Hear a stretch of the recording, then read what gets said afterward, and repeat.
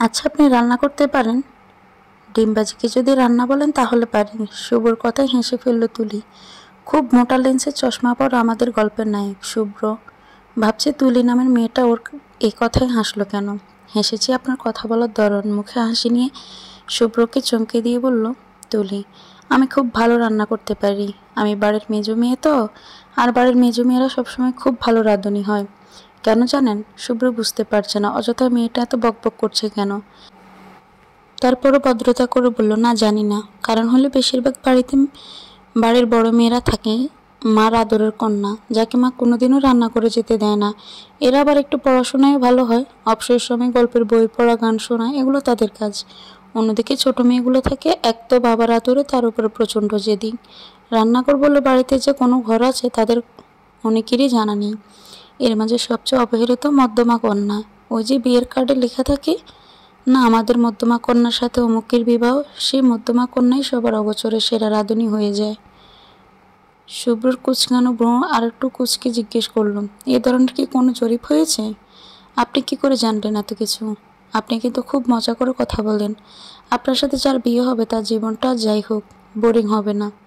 না, কোনো জরিপ হয়নি। অন্যদের ক্ষেত্রে এমন হয় কিনা তাও জানি না। আমি আমার অভিজ্ঞতাটাই বললাম।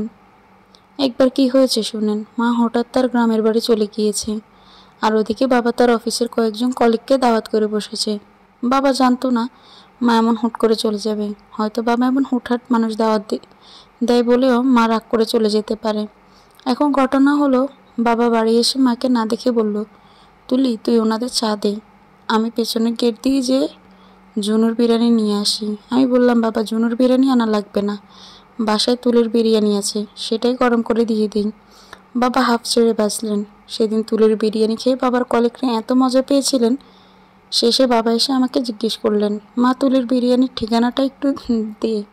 আমার কলিগরা অনেকে চাচ্ছে, দোকানের বিরিয়ানি আনিয়েছি বলে ওনারা কিছুই মনে করেনি, উল্টো তুলোর বিরিয়ানি খেয়ে খুব খুশি হয়েছেন।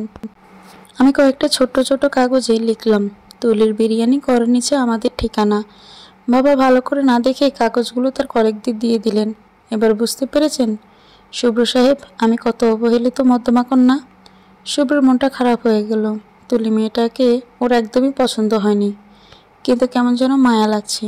মেয়েটার ভিতরে চাপা কষ্ট আছে বলে মনে হচ্ছে। যখন মানুষের ভেতর কড়ায় অগ্নিয়গিরি থাকে তখনই এমন উগ্নপাত হয়।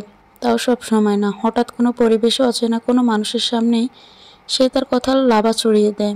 শুভ্র আধা ঘন্টা যাবত এই মেয়ের সামনে বসে আছে, তাতেই তার কথা লাভায় শুভ্রর মাইগ্রেনের ব্যথা শুরু হয়ে গিয়েছে। এই মেয়ের সাথে থাকা সারা জীবন সংসার করতে গেলে তো শুভ্রর পার্মানেন্ট মাইগ্রেন হয়ে যাবে। তারপর একসময় তীব্র ব্যথায় ব্লেড দিয়ে কপালে আঁচড় কাটতে লাগবে। শুভ্রর এক মামার এমন সিরিয়াস মাইগ্রেন পেন উঠত যে টিকতে না পেরে বেচারা ব্লেড দিয়ে কপাল কাটত। আমি কথা বলে বলে আপনার মাথা ধরিয়ে দিয়েছি, তাই না? আসলে হয়েছে কি, আমি কথা বলার তেমন সুযোগ পাই না তো, তাই আমার ভেতরটা কথায় ঘুমন্ত অগ্নিগিরি হয়ে আছে। মাঝে মাঝে হঠাৎ জেগে ওঠে, কথার অগ্নপাত হয়ে যায়। আমি রিয়েলি সরি। প্যারাসিটামল খাবেন? আমার ব্যাগে আছে। নাকি টাইগার বাম দেব? টাইগার বাম মাথা ব্যথার জন্য বেস্ট। শুভ্র রীতিমতো ঘাবড়ে গেল। এই মেয়ে তো অন্তঃচক্ষু আছে। ও ছোট চাচা একজন সাইকিয়াট্রিস্ট, সবসময় মানব চরিত্রের বিচিত্র দিক নিয়ে গবেষণা করা ওনার হবি।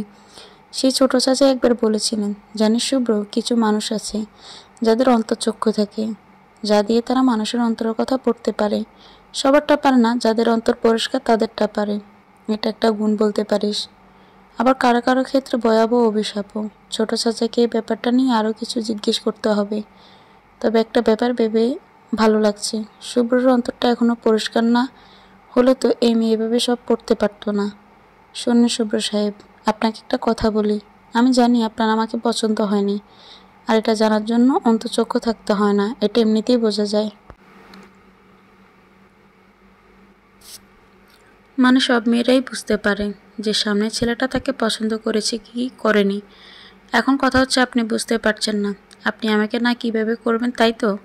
আপনার আমাকে না করতে খুব মায়া লাগছে। বাড়িতে সবার অবহেলিত এমন একটা মেয়েকে আপনি না করবেন কী করে? বিশ্বাস করেন, আমি আবারও বলছি, আপনার সাথে যে মেয়ের বিয়ে হবে সে খুবই ভাগ্যবতী হবে। কারণ আপনার ভেতরটা মায়ায় ভরা। এখন আপনাকে আমি আসল ঘটনা বলি। আমি একজনকে তীব্রভাবে ভালোবাসি। সে একজনটার কেউ না, আমাদেরই বাড়িতে থাকে। আমার মার দুঃসম্পর্কের এক ভাই। দূরের হলেও সম্পর্ক উনি আমার মামা। আর আরও বড় সমস্যা হলো, আমার মনে হয় আমার সেই মামা আমার না, আমার ছোট বোনের প্রেমে তলিয়ে গেছে। একটা ব্যাপার খেয়াল করেছেন? আমি কিন্তু বলিনি হাবুডুবু খাচ্ছে। মানুষ হাবুডুবু খেলে তার একটা বাঁচার সম্ভাবনা থাকে, তলিয়ে গেলে একেবারেই শেষ। আর আমার ব্যাপারটাও তাই। আমি ওনার প্রেমে তলিয়ে গেছি বলা যায়। আমাদের কারোরই বাঁচার কোনো চান্স নেই। তাই আপনার আর শুধু শুধু কষ্ট পেতে হবে না।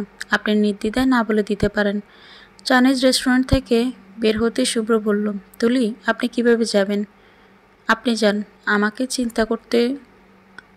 চিন্তা করতে হবে না। আমি একটা রিক্সা নিয়ে নিব। শুভ্র ঠিক ওর নামের মতোই সাদা একটা গাড়িতে উঠে চলে গেল। তুলিও বাড়ির দিকে হাঁটা দিল। এখন বাজে 7টা। ঠিকঠাক মতো হাঁটতে 9টার মধ্যেও বাড়ি পৌঁছে যেতে পারবে। আরও কয়টায় বাড়ি গেল কি গেল না সেটা নিয়ে মাথা ঘামানোর কেউ নেই বাড়িতে। মা গিয়েছেন উপরের তলায় আন্টির বাসায় আড্ডা দিতে। 10টার আগে আসবেন না আর।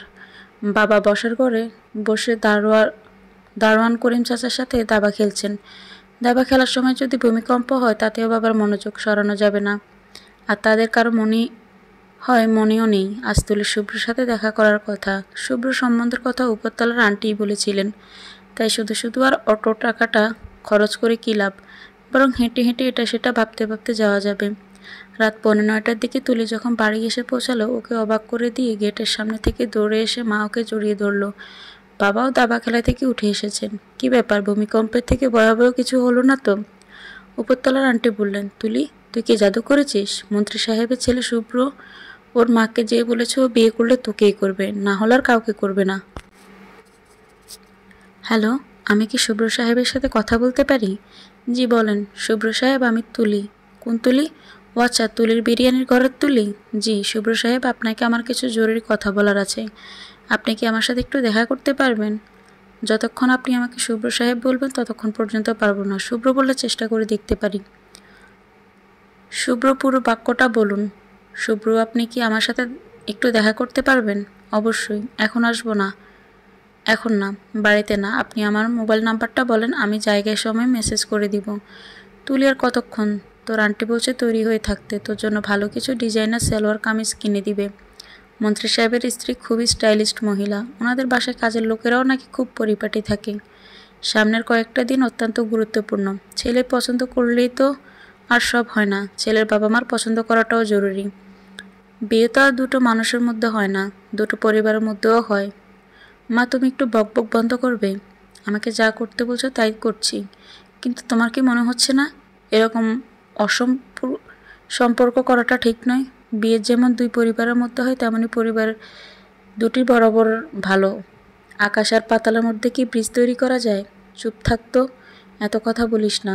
আমার তো আর ওনাদের জোর করেনি। ওনারা ছেলে তোকে পছন্দ করেছেন, আর তারা তাদের ছেলে পছন্দেতেই খুশি।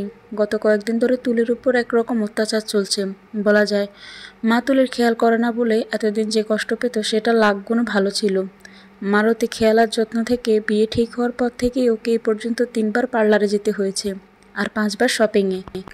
খুব সম্ভবত মা তার ডিপিএসটা ভেঙে ফেলেছে। তুলি যতই না করেছে কোনো কাজ হচ্ছে না। মা আরও উৎসাহিত হয়ে একের পর এক আইডিয়া বের করেই যাচ্ছে। ও আচ্ছা, আরও তো বলা হয়নি, বাসার জন্য নতুন সোফা সেট, সারা বাড়ির পর্দা আর একটা চাকাসহ টি টেবিল অর্ডার করা হয়েছে। কিন্তু বললেই মা বলছেন মন্ত্রী সাহেব হবে আমাদের বেয়াই সাহেব, তখন এসব টাকা উঠে আসতে বেশি সময় লাগবে না। আচ্ছা, একটু শুনি, কি করে উঠে আসবে? তুমি কি তোমার মেয়ে শ্বশুর কাছ থেকে হাত পাতবে? আরে কি যে বলিস না, তোর মাথায় কোনো ঠিক নেই। শুন, গতকালই তো গলির মুখে মোখলেস সাহেব, ওই মহুয়া বাবা তোদের স্কুলে যে পড়তো, উনি আমাকে থামালেন। বললেন কি না ভাবি, শুনলাম আপনি নাকি মন্ত্রী সাহেবের বিয়েই হচ্ছেন। শুনে কি যে আনন্দ হলো। আমার একটা সুপারিশ আছে। আমার আর 6 মাস পর রিটায়ারমেন্ট। ওনাকে বলে যদি আর 2 বছর চাকরির মেয়াদটা বাড়িয়ে দিতে পারেন, আমি আপনাকে খুশি করে দেব। কি বুঝলি? কিছু বুঝিনি। খুশি করে দিব হলো কোড ওয়ার্ড, মানে মোটা একটা ব্যান্ডেল দিবে, এই আর কি। মা, তুমিও না অনেক বোকা, মহুয়ার দুনিয়ার কিপটা। তোমাকে একটা শাড়িও এনে দিয়ে বলবে এই যে আপনার খুশি হওয়ার দ্রব্য। যা যা, তুই বেশি বুঝিস না। সেগুলো আমি আগে থেকে কথা বলে ঠিক করে নিব। বিয়ে দুইটা মানুষের জীবনের ব্যাপার, এটা কোনো উদ্দেশ্য হাসিলের জন্য করা উচিত নয়, বলো? আর এসব তো ভাবতাম না, যদি শুভ্র তোকে পছন্দ না করতো। তোর উপর তলার আন্টির তোকে দেখাতেই নাকি শুভ্রর হাবুডুবু অবস্থা। হাবুডুবু অবস্থা হলে তো ভালোই, ভাগ্যিস তলিয়ে যায়নি আমার মতো। কি বললি? আমার কথার উত্তর না দিয়ে বেরিয়ে গেল তুলি। বেশি ফালাফালি করছে থাকুক, একটু ধাঁধার মধ্যে। বাসার গেট দিয়ে বের হওয়ার সময় জোরে একটা ধাক্কা খেল জহির মামার সাথে। আহারে আম্মাজান, কত জানি ব্যথা পেয়েছেন, আমারা মাফ করে দিয়েন। আমি আপনারা দেখতে পাইনি। আপনাকে না বলেছিলাম আমাকে আম্মাজান বলবেন না? আপনি তো আমার আপন মামা নন। কেন সম্পর্কেই মামা নন? আমার মাকে বোন বলেন, তাই মামা ঠিক বলেছি না? জি, যদি আমার মাকে চাচি বলতেন তাহলে আমি আপনার চাচাতো বোন হতাম। আর মায়ে বললে কি হতাম? বেআইন, তাই না? বেআইয়ের সম্পর্ক তো ফাজলামোর সম্পর্ক, হাসি ঠাট্টার সম্পর্ক। এখন থেকে আপনি আমাকে বেআই বলবেন। আম্মাজান, আপনি এগুলো কি বলতেছেন? আমি তো কিছুই বুঝতে পারলাম না। বোঝা লাগবে না, আজকের পর থেকে আমাকে শুধু তুলি বলবেন। তুলি, ওকে? জি অবশ্যই। আপনার সমস্যাটা কি বলেন তো? প্রথমবার দেখার পর যেরকম বিরক্তি হচ্ছিলেন, আমি তো ভেবেছিলাম আপনার আমাকে পছন্দ হয়নি। ঠিক ধরেছেন, মানে আসলে আমার আপনাকে পছন্দ হয়নি। তাহলে আপনার মাকে যেয়ে বলেছেন কেন বিয়ে করলে আমাকেই করবেন, অন্য কাউকে করবেন না? এ কথা তো আমি বলিনি। আপনি বলেননি? না, সত্যি আমি এরকম কিছুই বলিনি। তাহলে কি বলেছেন? আম্মা জিজ্ঞেস করেছেন মেয়ে পছন্দ হয়েছে, আমি বলেছি মেয়ে পছন্দ হয়নি, কিন্তু তাতে সমস্যা নেই, আমি বিয়েতে রাজি আছি। এটা কি ধরনের কথা? পছন্দ না হলে আপনি আমাকে বিয়ে কেন করবেন? ঝামেলামুক্ত হওয়ার জন্য? আমার তো যতদিন পর্যন্ত মেয়ে পছন্দ না হবে আম্মা আমাকে একটার পর একটা মেয়ে দেখাতেই থাকবে। মেয়ে দেখতে দেখতে আমি বড্ড উন্মাদ হয়ে গেলে পাবনা পাঠিয়ে আমাকে চিকিৎসা করিয়ে নিয়ে আবার মেয়ে দেখানো শুরু করবে।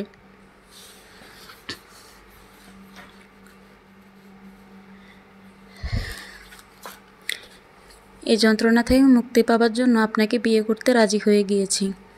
আর একটা কারণও আছে। কী সে কারণ? আপনি খুব সুন্দর করে মিথ্যা বলেন। আমি একদমই মিথ্যা বলতে পারি না, তাই যারা সুন্দর করে মিথ্যা বলে তাদের ব্যাপারে আমার খুব আগ্রহ। আমাদের বিয়ে হলে দারুণ হবে, তাই না? চরম সত্যবাদী স্বামীর চরম মিথ্যাবাদী বউ। আপনার কেন মনে হলো আমি মিথ্যাবাদী? আমি আগে থেকেই জানতাম আপনারা দুই বোন, আর আপনি বড়। আপনার বায়োডাটাতে লেখা ছিল। প্রথম কথা যেহেতু মিথ্যা, সেহেতু আমি ধরে নিয়েছি আপনার দুঃসম্পর্কের মামার বিষয়টাও বানানো। কোনো কারণে হয়তো আপনি এখন বিয়ে করতে চাচ্ছেন না, তাই কথাগুলো বলেছিলেন যেন আমার আপনার উপর মায়া হয় আর আমি আপনাকে না করে দিই। আপনি শুধু অসাধারণ মিথ্যাবাদী নন, খুব বুদ্ধিমতীও। আমি হ্যাঁ বলাতে আপনি হতভম্ব হয়ে গেছেন, তাই না? কাউকে অবাক করা কিন্তু সহজ কোনো ব্যাপার না, সবারই ক্ষমতা থাকে না। দেখেন শুভ্র সাহেব, আপনি আমার অত্যাধিক কথাবার্তা আপনার ভবিষ্যৎ বউয়ের জন্য জমিয়ে রাখেন। আজকে বাড়িতে যেয়ে বলবেন আপনি আমাকে বিয়ে করতে পারবেন না। বুঝেছেন? কি বলেছি বুঝেছি? জিজ্ঞেস করলেন না কেন বললাম এই কথা? আমি না জিজ্ঞেস করলেও আপনি বলবেন। হ্যাঁ বলবো তো বটেই। 1 নম্বর কারণ, আমি অন্য কথাগুলো মিথ্যা বললেও এটা মিথ্যে বলিনি যে আমি একজনকে তীব্রভাবে ভালোবাসি। আর দ্বিতীয় কারণ হলো, আপনাকে আমার একদমই পছন্দ হয়নি। আপনার মধ্যে একটা পণ্ডিত পণ্ডিত ভাব আছে। মেয়েরা পণ্ডিত নয়, বোকা জামাই পছন্দ করে। বুঝেছেন কি বলেছি? জি বুঝেছি। আপনি অনুমতি দিলে আপনাকে আজ বাসার সামনে নামিয়ে দিই। তুলিদের বাসার সামনে এসে শুভ্রর সাদা গাড়িটা থামতে বাসায় যেয়ে না করে দিবেন কিন্তু। বলতে বলতে তুলি নেমে গেল। হ্যালো আম্মা। হ্যাঁ, এইমাত্র তুলিকে নামিয়ে দিলাম। আম্মা, আমার একটা রিকোয়েস্ট রাখবে? প্লিজ বিয়েটা 3 মাস পর না করে একটু তাড়াতাড়ি করা যায় না? তুলির ঘরের পাখাটা খুবই স্লো মোশনে ঘুরছে। শীত গ্রীষ্ম বর্ষা ঋতু যাই হোক না কেন, পাখা ছাড়াও একদমই ঘুমোতে পারে না। প্রচণ্ড শীতে দুটো লেপ একসাথে নিয়ে হলেও ওর পাখা ছেড়ে ঘুমোতে হবে। কিছুক্ষণ আগে বেশ তাণ্ডব করে জ্বর হয়ে এখন ঝুম বৃষ্টি শুরু হয়েছে। এটাই মৌসুমের প্রথম বৃষ্টি। ঋতুটা বসন্ত হলেও শীত এখনও পুরোপুরি যায়নি। সাধারণত কয়েকদিন টানা ব্যবসা গরমের পরে হঠাৎ একদিন প্রবল গর্জনে গ্রীষ্ম তার আগমনের জানান দেয়, ভয়ঙ্কর সুন্দর কালবৈশাখীর রূপে। কিন্তু এবারের ঘটনা ভিন্ন। বছরের প্রথম বৃষ্টি শুরু হলো ভোরবেলা থেকে। বৃষ্টির আগে কিছুক্ষণ ঝড়ের তাণ্ডবও চলেছে। সেই শব্দে ঘুম ভেঙেছে তুলির। এমনিতেই সকালে ঠান্ডাটা বেশি লাগে, তার উপর বৃষ্টি শুরু হওয়াতে ভালো রকম শীত করছে। তুলির ওর লেপটাকে আরও ভালো করে পেঁচিয়ে নিল। ঠান্ডা পরিবেশের সাথে বৃষ্টির শব্দে এমন আবহাওয়া শুয়ে থাকার অন্যরকম মজা। ধীরে ধীরে ঘুরতে থাকা পাখার দিকে তাকিয়ে তুলির মনে পড়ে গেল ঠিক 2 বছর আগের এক চৈত্র মাসের কথা। প্রহর শেষে আলোয় রাঙা সেদিন চৈত্র মাস তোমার চোখে দেখেছিলাম আমার সর্বনাশ। এমনই এক ঝড় বাদলের দিনে ওদের বাসায় এসে হাজির হয়েছিলেন জহির। মা গিয়েছিল উপরতলায় আন্টির সাথে ইন্ডিয়াতে মাসখানেকের জন্য, আর বাবা ছিল অফিসে। বাবা মা বাড়িতে না থাকে খুব শখ করে ছাদে বৃষ্টিতে ভিজতে গিয়েছিল তুলি। দরজায় জোরে ধাক্কানোর শব্দে মেজাজ খারাপ হয়ে গেল। যে এসেছে তার এতটুকু জ্ঞান বুদ্ধি নেই যে কলিং বেল চাপবে। ছাদ থেকে উঁকি মেরে দেখলো এক লোক বাক্স প্যাটরা নিয়ে কাকভেজা হয়ে দাঁড়িয়ে আছে, আর একটু পরপর সজোরে দরজা ধাক্কাচ্ছে। নিচে যেয়ে দরজা খুলতে সামনে দাঁড়ালো মানুষটি, কাছুমাছু হয়ে সালাম দিল। আপনি মনে হয় তুলি? জি, আমি সুবর্ণপুর থেকে এসেছি, আপনার নানি বাড়ি। 2 বছর আগে আপনারা গিয়েছিলেন, তখন আপনাকে দেখেছিলাম, তাই চিনতে পেরেছি। কিন্তু আমি আপনাকে চিনতে পারিনি। আপনার বাবা বলেছিলেন ঢাকায় আসলে যেন আপনাদের বাসায় আসি। দেখেন এখন বাবা বাসায় নেই, আর অপরিচিত কাউকে বাসায় ঢুকতে দিতে পারবো না। আমি অপরিচিত না, সুবর্ণপুরের মানুষ। আপনার কাছে পাসপোর্ট বা ভোটার আইডি কার্ড আছে যেখানে লেখা আছে আপনি সুবর্ণপুরের মানুষ? জি না। তাহলে আমার কিছুই করার নেই। আপনি বরং আপাতত অন্য কোথাও যান, সন্ধ্যার পর বা কালকে সকালে আসবেন। আসলে বাবাকে পাবেন, বলেই দরজা বন্ধ করে দিয়েছিল তুলি। ঢাকা শহরে ওনার আর যাওয়ার জায়গা ছিল না। সেই কাকভেজা অবস্থাতেই দাঁড়িয়েছিল তুলির বাবা ফেরা পর্যন্ত। ততক্ষণে বেচারা কাঁপুনি দিয়ে জ্বর চলে এসেছে। বাবা অফিস থেকে এসে ওনাকে এভাবে দাঁড়িয়ে থাকতে দেখে তুলির উপর খুব রাগ করে বললেন, তুলি, তাড়াতাড়ি ওকে গেস্ট রুমটা দেখিয়ে দে, আর কিছু খাবার ব্যবস্থা কর। খাবারের ট্রেটা নিয়ে রুমে যেয়ে দেখেন উনি বিছানার চাদর মুড়ি দিয়ে বসে কাঁপছেন। কী রেখে কী করবে তুলির মাথায় আসছিল না। বাবাকে ডাকতে যেয়ে দেখে বাবা খবরের কাগজ হাতে নিয়ে বসে বসে ঘুমিয়ে পড়েছেন। তুলির খুব অনুশোচনা হচ্ছিল। ওনাকে ধরে বসিয়ে জ্বরের ওষুধ দিল, কিন্তু ওষুধ দেওয়ার পরও জ্বর নামছিল না। সারা রাত মাথায় কাছে বসে জলপট্টি দিল। সেদিন থেকে টানা 7 দিন এমনই চলল। এর মধ্যে বাবা ডাক্তার এনে দেখিয়েছেন। রক্ত পরীক্ষা করে দেখে টাইফয়েড। অনুশোচনা থেকে হয়তো লোকটার দিনরাত সেবা করেছেন তুলি। 18 দিনের দিন জ্বর ছেড়ে দিল। এ কদিন জহির শুধু একটা কথাই বলেছে, তুলি, আপনি আমাকে চিরঋণী করে ফেলেছেন।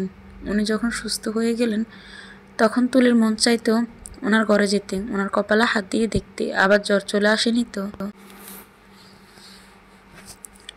কেমন যেন অস্থিরতা শুরু হয়ে গেল।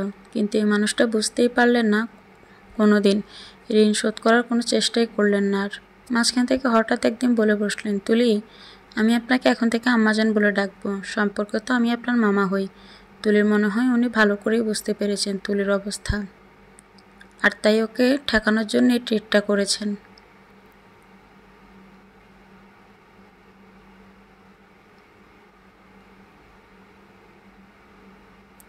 আপা, আপা, দরজা খোলো। খুবই বিরক্ত হয়ে উঠে দরজা খুলল তুলি। কি হয়েছে? সকাল সকাল চেঁচাচ্ছিস কেন? তুলির ছোট বোন তোয়া। স্বভাবে ওরা 2 বোন, উত্তর মেরু আর দক্ষিণ মেরু। তুলির ধারণা তোয়াও জহির মামাকে পাগলের মতো ভালোবাসে, কিন্তু তোয়া খুব চালাক তো। ও এমন ভাব দেখে যেন ও জহির মামাকে একদমই পছন্দ করে না। শোন আপা, তুমি বয়সে আমার থেকে বড় হতে পারো, কিন্তু মাঝে মাঝে তুমি এমন কিছু করে বসো মনে হয় তুমি একেবারে বাচ্চা মেয়ে। আমি আবার কি করলাম? তুমি তোমার হবু বরকে বলেছ কেন যে তুমি জহির মামার প্রেমে তলিয়ে গিয়েছ, আর উনি আমার প্রেমে তলিয়ে গেছেন? তুলির মেজাজটা খারাপ হয়ে গেল। এই শুভ্র ছেলেটা তো সুবিধার না, এই কথা আবার বলতে গেল কেন? এটা কি সবাইকে বলার মতো কথা? মনে হয় বিয়ে ভেঙে দেওয়ার জন্য বলেছি। কি কথা বলছো না কেন? নিজেরটা বলেছ ভালো কথা, আমার ব্যাপারে না জেনে কথা বলো কেন? তার মানে তুই ওনার প্রেমে তলিয়ে যাসনি? না, মোটেই না। তোমার জন্য মা ওনাকে এই সকালবেলা ঝড় বৃষ্টির মধ্যে বাসা থেকে বের করে দিল। কথাটা শুনে তুলির বুকটা ছ্যাদ করে উঠল। আহারে, বৃষ্টি ভিজে না বেচারা আর আগের মতো অসুস্থ হয়ে যায়। দৌড়ে যেয়ে মাকে ধরল। মা, শুভ্র ওর মাকে মিথ্যা কথা বলে বিয়ে ভেঙে দিয়েছে। আমি এমন কিছুই ওনাকে বলিনি। বিশ্বাস করো, শুভ্র ওর মাকে বলেনি, আমাকে বলেছি। আর এটাও বলেছে তুই যাকেই বাসিস না কেন তাতে ওর কোনো সমস্যা নেই। মিথ্যা কথা বলেছে। ওর মিথ্যা কথা শুনে তুমি এতটা নিরীহ মানুষকে এই ঝড় বৃষ্টির মধ্যে বের করে দিলে? আমাকে তো জিজ্ঞেস করতে পারতে একবার। এখানে জিজ্ঞেস করার কি আছে? সে ছেলে কোনো মিথ্যা বলবে? তুই না বললে ওর তো জহিরকে, তাই জানার কথা নয়। আসলে মা, আমি বিয়েটা করতে চাচ্ছিলাম না তো, তাই বানিয়ে মিথ্যা কথা বলেছি। বিশ্বাস করো প্লিজ, তুমি জহির মামাকে আসতে বলো। ওনার প্রতি আমার বা তোর কোনো ফিলিংস নেই, উনি তো আমাদের আম্মাজান বলেন। আর এরকম একটা বোকা মানুষকে আমরা দুই বোনে কেনই বা ভালোবাসবো বলো? আমার সেরকমই মনে হয়েছিল। তুই বিয়ে না করার জন্য বানিয়ে বানিয়ে এসব বলেছিস। ওকে আমি জহিরকে ফোন দিয়ে আসতে বলে দিচ্ছি। ফোন দেওয়ার কিছুক্ষণ পরে জহির মামা চলে এসেছেন। মনে হয় উনি কাছাকাছি কোথাও তুলের মার ফোনের অপেক্ষা করেছিলেন। প্রায় অনেকক্ষণ মন্ত্রী সাহেবের স্ত্রীর সাথে কথা বলে এসে উচ্ছ্বসিত হয়ে তুলির মা ঘোষণা দিলেন, শুভ্র তুলিকে এতই পছন্দ করেছে যে ও বিয়ে তার দেরি করতে চাচ্ছে না। ওরা এই শুক্রবারে আসবে কাবিন করতে। চুকিয়ে দেবে বেচাকেনা, মিটিয়ে দেবো গো, মিটিয়ে দেব লেনা দেনা, বন্ধ হবে আনাগোনা এই ঘাটে। তখন আমার নাইবা মনে রাখলে। কট করে ওয়ার্ড্রপের ওপর রাখা পুরনো ক্যাসেট প্লেয়ারের লাল স্টপ বাটনটা চেপে গানটা বন্ধ করে দিল তোয়া। আজ সকাল থেকে বিছানায় চাদর মুড়ি দিয়ে শুয়ে আছে তুলি, আর এই একটা গানই বারবার শুনছে। তোয়ার আচরণে রেগে গেল তুলি। তুই অনুমতি না নিয়ে আমার গান বন্ধ করলি কেন? এই নাও। একটা ছোট ডায়েরি ধরিয়ে দিল তোয়া তুলিকে। কি এটা? হিসেব মানে? লেনা দেনা চুকিয়ে দিতে হবে না। আজ সন্ধ্যার পর তুমি হবে কোটিপতির বউ, তখন কি তোমার এসব মনে থাকবে? দেখো হিসেব লেখা আছে। আমি তোমার কাছে পুরনো 735 টাকা 75 পয়সা পাই। কবে কেন নিয়েছো, কত দিয়েছো, কত বাকি, সব লেখা আছে, পড়ে দেখো। তুলির মাঝে মাঝে বিশ্বাসই হয় না তোয়া তুলির আপন বোন। তোয়ার সব কাজ গোছানো আর তুলির সব এলোমেলো। ডায়েরির দিকে তাকিয়ে নিজের স্বাক্ষরও দেখতে পেল তুলি। 3 বছর আগের একটা তারিখ। টাকা দেওয়ার সময় তোয়া তুলির স্বাক্ষরও নিয়েছিল। আশ্চর্য। কী রে, এতদিনের পুরনো হিসেব সুদে আসলে তো আরও বেশি হবার কথা। আমি সুদ কেন নেব? সুদ তো হারাম। ড্রেসিং টেবিলের উপর আমার ব্যাগে কিছু টাকা আছে, পুরোটাই নিয়ে নে। না, আমি যা পাই তাই নেব। কী রে তোয়া, আমি চলে যাব, তোর কষ্ট হচ্ছে না? হচ্ছে, আবার হচ্ছেও না। মানে কি? তোর বিয়ে না হলে তো আমি বিয়ে করতে পারছি না। তোর বিয়ে করাটা কি খুব জরুরি? কেন বলা যাবে না? এটাও গোপন কথা। সব গোপন কথা সবাইকে বলা যায় না, আর তোমার মতো বোকা মেয়েদের তো একদমই বলা যায় না। হঠাৎ তোয়াকে খুব বড় বড় লাগছে। মনে হচ্ছে একটা কিশোরী মেয়ে নয়, বরং একটি পূর্ণবয়স্ক যুবতী মেয়ের সাথে কথা বলছে তুলি। তোয়ার সাথে কথা বলার পর থেকে তুলির খুব ভয় হচ্ছে। ও আর বিছানায় থাকতে পারল না। তোয়া বানিয়ে কথা বলার মেয়ে নয়। ঘটনা কি কে জানে? খুব বড় কোনো বিপদে না পড়ে যায় মেয়েটা। তুলিও জীবনে একটা ব্যাপার খেয়াল করেছে। ওর বান্ধবীদের মধ্যে যারা বোকাশোকা, তাদের জীবনটা সহজ করে যেন তাদের ভালো বিয়েও হয়ে যায়। আর যারা বুদ্ধিমতী, তাদেরই দুনিয়ার ঝামেলা। তো আর বেশি বুদ্ধি না, ওকে আবার কোনো বড় ঝামেলায় ফেলে দেয়। বাড়ির সামনের উঠোনে লাল সাদা কাপড়ের প্যান্ডেল টানানো হচ্ছে। দুপুরের পর থেকে বাড়িতে আত্মীয় স্বজন আসা শুরু করলো। ঢাকায় যারা ছিল তারা তো আসলোই।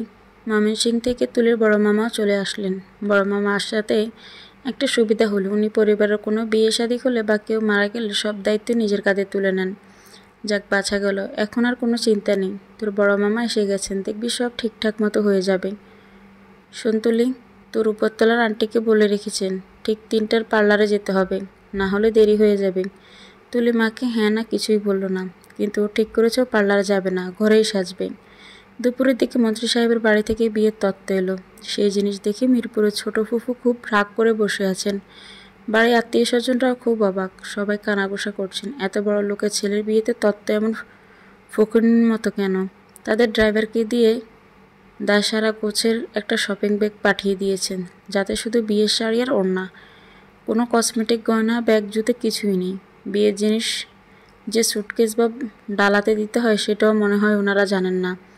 উপরতলার আন্টি দেখে বললেন, মনে হয় বাকি জিনিস ওনারা সাথে করে নিয়ে আসবেন। ছোট ফুফু গজরে গজরে করেই চলেছেন।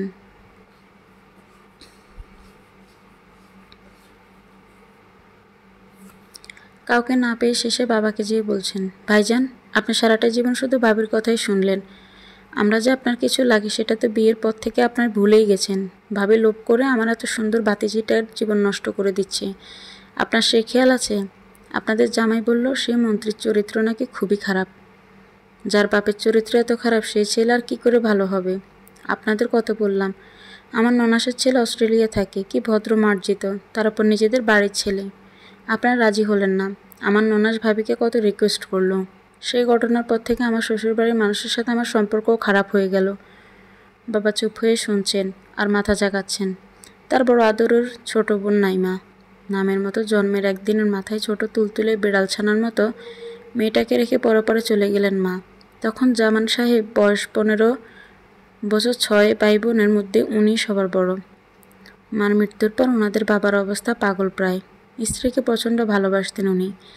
এক হিসাবে জামান সাহেবে নাইমার মা বাবা দুজনের দায়িত্ব পালন করেছেন, নিজে পছন্দ করে বিয়েও দিয়েছেন। কিন্তু তুলির মা দেবননদের একদমই পছন্দ করেন না, তাই সংসারে অশান্তি করার থেকে উনি নিজেই যোগাযোগ কমিয়ে দিয়েছেন ভাই বোনদের সাথে। আজ বৃষ্টির যেন কোনো থামাথামি নেই। তুলিদের ছোট বাসা সবগুলো ঘর মানুষে গিজগিজ করছে। বাইরে বৃষ্টিতে প্যান্ডেল ভিজে চুপচুপ হয়ে গেছে। তুলিদের উঠানেও এক হাঁটু কাদা পানি। এর মধ্যেই তুলির বাবার সামনে বারান্দায় পায়চারি করছেন আর ঘড়ি দেখছেন। বরযাত্রী আসার কথা সন্ধ্যা 7টায়, প্রায় 8:45 বাজতে চলল, এখনও কোনো খবর নেই। এই নিয়ে প্রায় 10 বার তুলির মাকে জিজ্ঞেস করছেন, কি গোরা কই, ফোন দিয়েছিলে? কি বলল? যে কথা হয়েছে রাস্তায়, যেন যে কোনো সময় চলে আসবেন। মুখে এক কথা বলল, ভিতর ভিতর উনিও চিন্তায় অস্থির। শুভ্রর মা ফোন ধরছে না। ওপরতলার মহিলার কাছে উনি আগেই জানতে পেরেছেন শুভ্রর বাবা নাকি একদমই রাজি নেই, এই জন্যই বিয়ে তত্ত্বে তেমন কিছু দেয়নি। আর বরযাত্রীও অল্প কয়জন আসবে, সেটা সমস্যা না। তুলের মার বিশ্বাস, তুলের মতো এমন সুন্দর বুদ্ধিমতী মেয়ে ছেলের বউ হিসেবে পেলে ঠিকই উনি মেনে নেবেন। কিন্তু শেষ মুহূর্তে শুভ্র বাবা যদি বিয়ে ভেঙে দেন, তাহলে এমনিতেই তুলের চাচা ফুফুরা ওনাকে একদমই পছন্দ করেন না। আর সবাইকে বড় মুখ করে দাওয়াত দিয়ে এনেছেন। মেয়েরা তো বড় ঘরে বিয়ে হচ্ছে বলে এখন যদি বিয়ে ভেঙে যায়, সবাই তো একেবারে ছিছি করবে। আপা, তোমাকে তো মনে হচ্ছে এইমাত্র স্বর্গের দেবতাদের নাচ দেখিয়ে টায়ার্ড হয়ে নড়তে এসেছো জলপান করতে। কি বলছে সেসব ভাবি যাবি কথা? আরে তোমাকে দেখতে একদম অপ্সরাদের মতো লাগছে। অপ্সরা কি করে? স্বর্গের দেবতাদের নাচ দেখায় না, সেটাই বললাম। তো আর এই মজার মজার কথাগুলো আজকের পর আর শুনতে পাবে না ভাবতেই তুলির চোখ ছলছল করে উঠল। কাঁদছ কেন? আমি চলে গেলে তোর বুঝি কষ্ট হবে না রে তোয়া? হবে তো, তবে আনন্দও হবে। খাটটা এখন পুরোটা আমার। আমি চাইলে মশার কামড় খেতে খেতে ঘুমোতে পারবো। প্রচণ্ড শীতও আমাকে ফ্যানের বাতাস খেতে হবে না।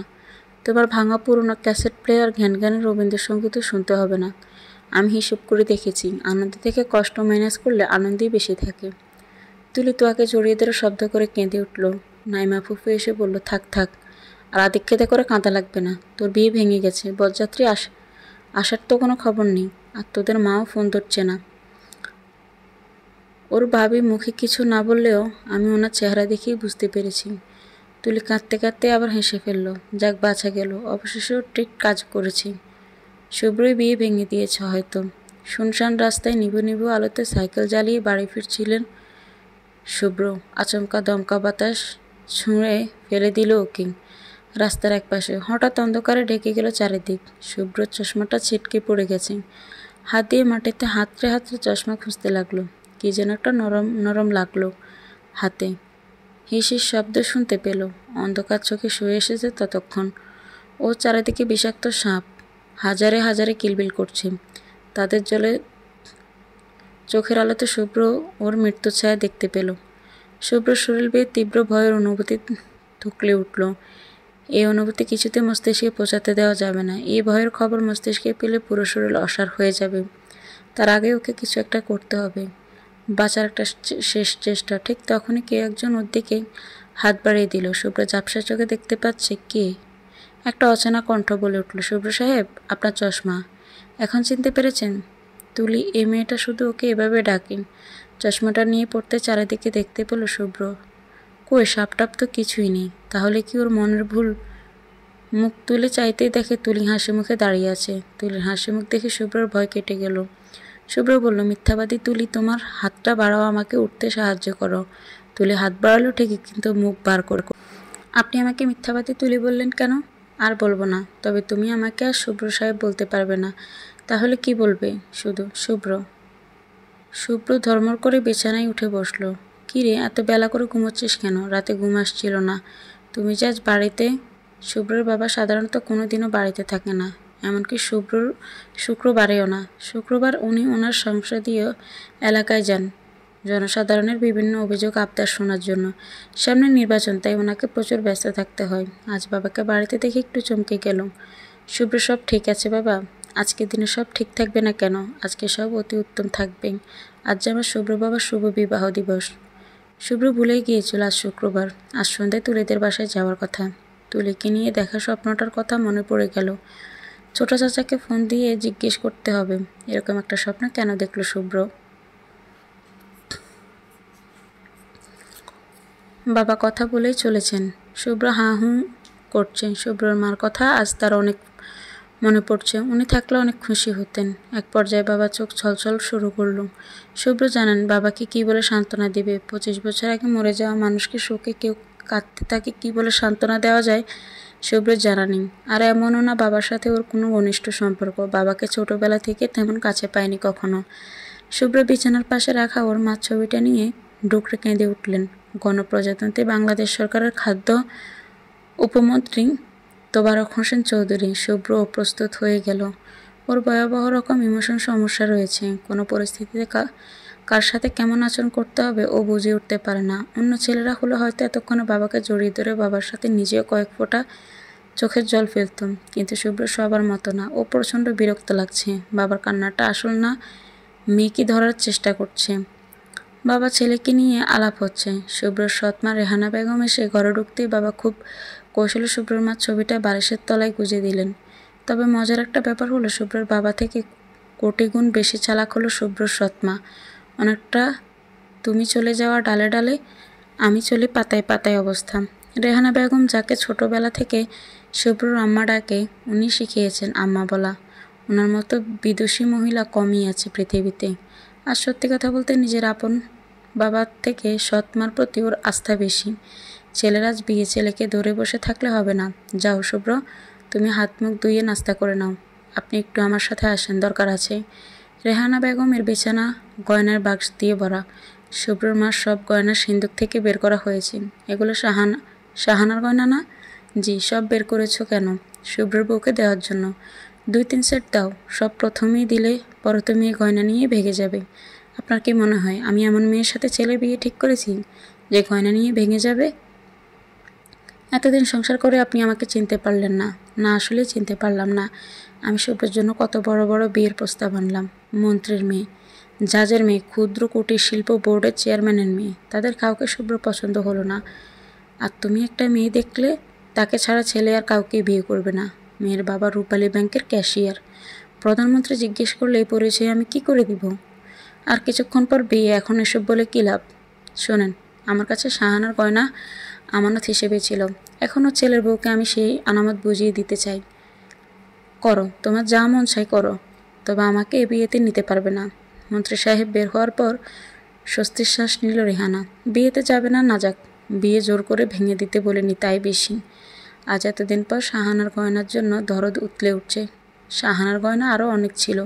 কদিন পর পর মন্ত্রীমশাই নতুন প্রেমিকা জোগাড় করেন।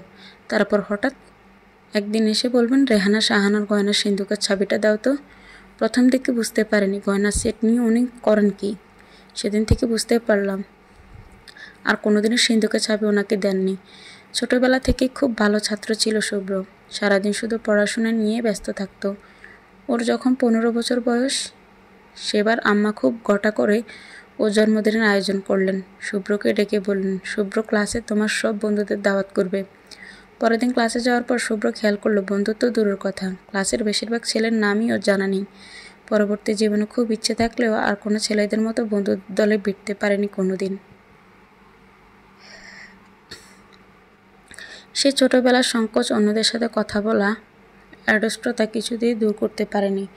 গোয়েন্দা গল্প বা সায়েন্স ফিকশন পড়ে বেড়ে ওঠা শুভ্রর প্রেমের গল্পের সাথে প্রথম পরিচয় নিমাই ভট্টাচার্যের উপন্যাস মেম সাহেবের মাধ্যমে। তখন থেকে অপেক্ষায় আছে ওর নিজের জীবনের মেম সাহেবের জন্য। তুলের আগে অনেক মেয়ে দেখেছে ও, মার জন্য দেখতে হয়েছে, কিন্তু কোনো মেয়ের সাথে কথা বলে ভালো লাগেনি। সবাই কেমন যেন কৃত্রিম শিখিয়ে দেয়, মেপে মেপে কথা বলে। একমাত্র তুলেই ছিল বাদন ছাড়া, যেমন আসছে তাই বলছে। ওর এসব উল্টাপাল্টা কথা শুনে শুভ্রকে পছন্দ করুক বা না করুক তাতে কিছু আসে যায় না। তুলের এই স্বভাবটাই শুভ্রকে বেশি মুগ্ধ করেছে। তবু মনে একটু খটকা আছে। আসলে কি মেয়েটা ওর এই মামাকে ভালোবাসে? যদি তেমন হয় তাহলে অবশ্যই বিয়ে ভেঙে দিত। সেটা যেহেতু দেয়নি তাহলে অন্য কথার মতো এই কথাটাও মিথ্যে বলতে পারে।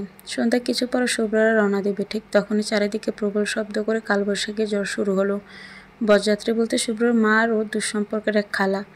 শুভ্রর বাবাকে ওর মা কিছুতেই বিয়েতে যাওয়ার জন্য রাজি করাতে পারেননি। শুভ্রর আম্মার ধারণা একবার বিয়ে করে বউ নিয়ে গেলে শুভ্রর বাবা না করতে পারবে না, আর কিছু না হোক মান সম্মানের ভয়ে চুপ থাকবেন, আর পরে অনুষ্ঠান করে সবাইকে জানানো যাবে।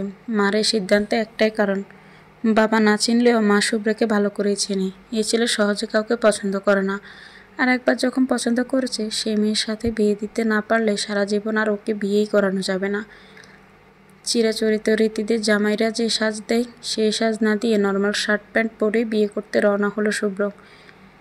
কেউ যদি কিছু বুঝে যায়, তাই আম্মা রিস্ক নিতে রাজি হয়নি।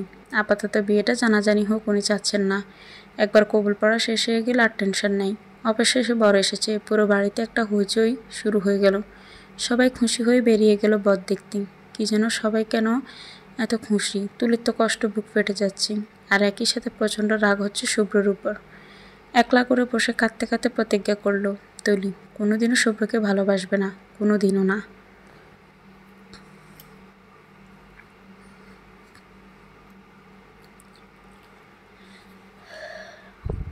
সাদা শার্ট আর নীল জিন্স পরা শুভ্র যখন গাড়ি থেকে নেমে ভেজা চুপচেপে প্যান্ডেলের নিচে গিয়ে কাদা পানের উপরে বারান্দায় উঠে এলো, তুলিদের বাড়ির সবাই ভুলেই গেল বর যে বরের পোশাক পরেনি। উল্টে এমন দেবদূতের মতো বর দেখে সবার চোখ ছানা বড়া। এমনকি এতক্ষণ করে গজগজ করতে থাকা নাইমা ফুফু একদম চুপ। বড় মামাই প্রথম খেয়াল করলেন ব্যাপারটা। আর নতুন জামাই কি শার্ট প্যান্ট পরে বিয়ে করবে নাকি? তুলির মা আগে পাঞ্জাবি কিনে রেখেছিলেন মেয়ের জামাইকে দেওয়ার জন্য, সেটাই পরতে দেওয়া হলো শুভ্রকে। ঘিয়া রঙের পাঞ্জাবি, মিষ্টির দোকানে ঘিয়ের রং থাকে ঠিক সেই রঙের, একে চাপা হলুদ রং ও বলা যায়। শুভ্রর গায়ের রঙের সাথে একদম মিশে গেছে, কি যে অপূর্ব লাগছে। তো এসে বলল, আপা 735 টাকা আর ফেরত দেওয়া লাগবে না। কেন? সকালে না লেনদেন চুকাতে চাচ্ছিলি, এখন এরকম লেনদেন হবে মানে? তোমাদের ছেলে হলে আমার মেয়ের সাথে বিয়ে দিতে হবে, আর মেয়ে হলে আমার ছেলের সাথে। রাজি থাকলে 735 টাকা মাফ। তোমার কথা শুনে তুলি না হেসে পারল না। হাসছে কেন? অমর দেবদূতের সাথে বিয়ে হলে তোমার ছেলে মেয়ে তো সুন্দর হবেই, তাই না? মাত্র 1001 টাকা দেনমোহর ধার্য করে তুলি আর শুভ্রর বিয়ে হয়ে গেল। তুলির কবুল পড়ানোর সময় হুট করে জোরে বাজ পড়ে কারেন্টও চলে গেল। হঠাৎ দরকারে খুব জরুরি জিনিস যেমন পাওয়া যায় না, তেমন অনেক খুঁজেও মোমবাতি কোথাও পাওয়া গেল না। কাজী সাহেবের তাড়া আছে, সোহাগ কমিউনিটি সেন্টারে যেতে হবে আরেকটা বিয়ে পড়াতে। সেখান থেকে বারবার ফোন আসছে। জহির মামা খুব আগ্রহ নিয়ে জিজ্ঞেস করলেন, সোহাগ 1 না সোহাগ 2? কাজী সাহেব জহির মামার কথায় খুব ক্ষেপে গেলেন। আরে মিয়া, সোহাগ কত নাম্বার সেটা দিয়ে আপনি কি করবেন? বিয়ের বাড়ি না আছে জেনারেটর, না আছে চার্জ লাইট, একটা মোমবাতি আনতে পারতেছেন না আপনারা? বড় মামা জহির মামাকে ইশারায় ঘর থেকে বের হয়ে যেতে বললেন। এক হিসেবে ভালোই হয়েছে, উনি ঘরে থাকলে তুলির জন্য কবুল বলা অসম্ভব হয়ে যেত। অবশেষে তুলি চুপি চুপি সিগারেট খাওয়ার বাবা মার বয়ে উপেক্ষা করে পকেট থেকে লাইটারটা বের করে ধরালেন। লাইটারের সেই কাপা কাপা আলোতেই কাপা কাপা হাতে তুলি জীবনের সবচেয়ে বিদঘুটে স্বাক্ষরটা করল। নিজের স্বাক্ষর নিজেই পড়তে পারছে না, মনে হচ্ছে তেলাপোকাকে পায়ে কালি দিয়ে হাঁটানো হয়েছে। তুলি কাজী সাহেবকে জিজ্ঞেস করল, কেটে আবার করি? কাজী সাহেব মনে মনে ভাবছেন, এ তো দেখি আজব পরিবার, জীবনে প্রথম কোনো কনেকে দেখলাম বিয়ের স্বাক্ষর আবার করতে চায়। মুখে অবশ্য বললেন না, আম্মা জানার করা লাগবে না। বাজ পড়ে খুব ভয় কোনো ট্রান্সফরমার বাস্ট হয়েছে। বড় মামা বিদ্যুৎ অফিসে ফোন দিয়ে জানতে পেরেছেন মাঝরাতের আগে আর কারেন্ট আসবে না। কিছুক্ষণ আগে মোমবাতি পাওয়া যাচ্ছিল না, এখন পুরো ঘরে শুধু মোমবাতি আর মোমবাতি। কোনো এক ফাঁকে বড় মামা জহির মামাকে পাঠিয়ে কয়েক ডজন মোমবাতি আনিয়ে ফেলেছেন। সেই মোমবাতির আলোতেই আয়নার ভেতর দিয়ে তুলিকে দেখল শুভ্র। কি জানি, হয়তো জহির ঘরে ছিল এই জন্য কিনা তুলি আর চোখ তুলে তাকাতে পারল না। যদি তাকাতো তাহলে শুভ্র দেখতে পেত তুলির দু চোখে জলে ভেসে যাচ্ছে। এতক্ষণ তেমন বুঝতে পারেনি, সব কিছু কেমন ঘোরের মতো মনে হয়েছে। এখন মনে হচ্ছে জহিরকে না দেখে বাকিটা জীবন কি করে কাটাবে তুলি। কয়েকবার গট গট করে বিকট শব্দে জেনারেটর চালু হতেই সারা বাড়ি আলোতে ঝলমল করে উঠল। বাড়িতে যে এত আলোকসজ্জা হয়েছে এ প্রথম দেখলো তুলি। ঝলমলে লাল হলুদ আলোর মধ্যে দিয়ে তুলি শুভ্রর হাত ধরে রওনা হলো নতুন জীবনের পথে। বাবা যখন শুভ্রর হাতে তুলির হাত তুলে দেয় তখন থেকে আর হাত ছাড়েনি শুভ্র। গাড়িতে উঠেও হাত ধরেই বসে আছে। পাশে শুভ্রর মা বসা। তুলির লজ্জা করছে, আস্তে করে হাতটা ছাড়ানোর চেষ্টা করলো, কিন্তু শুভ্র আরও শক্ত করে তুলির হাতটা ধরে থাকলো। তুলি পিছনে তাকিয়ে দেখলো সবাই দাঁড়িয়ে আছে, মা, বাবা, তোয়া, বড় মা। তুলির চোখ যাকে খুঁজছে এক কোণায় সে জহির মামাকেও দেখলো। মনে হলো ওনার চোখ ঝাপসা হয়ে আছে। খুব চেয়েছিল জহির এমন শক্ত করে ওর হাতটা ধরবে। ভাবতে ভাবতে চোখ আবার ঝাপসা হয়ে উঠল। জীবনের প্রথম প্রেম কেউ কি কখনো বলতে পারে? যদি না পারে কি করে কাটাবে সারাটা জীবন, তাও আবার এমন কারোর সাথে যাকে ভালোই বাসে না।